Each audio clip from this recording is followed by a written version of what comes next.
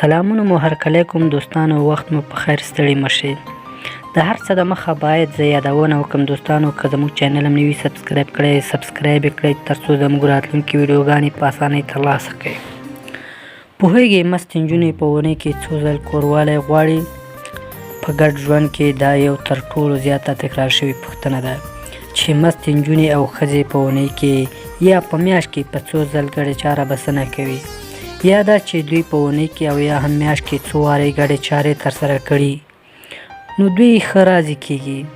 په دې هکله روغتیا پالان وایي چې دا د انسان په عمر، د ژوند په شرایطو، په مالي وضعیت، په روغتیایي حالت پورې تړاو لري.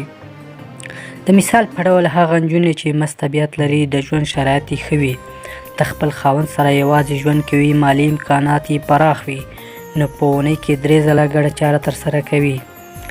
دا شمیر د واده په لومړیو کال کې په اونۍ کې تر 5 وارې پورته کېږي. ان ځینې جوړې داسې مستې وي چې هره ورځ د یو بل سره دا چاره ترسره کوي.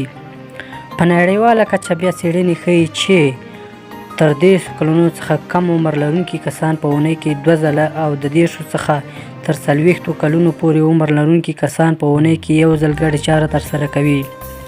څېړونکي وایي چې د کمیت څخه کیفیت غوره دی، یعنی دا چې یو کس زر ګډه چاره ترسره کوي په دې معنا نه ده چې دوی ډېر ښه یا ګډ ژوند لري، بلکې مهمه دا ده چې اړیکه یې کیفیت ولري. پوهان وایي چې ښه ګډه چاره هغه ده چې کم تر کمه نیم ساعت دوام وکړي.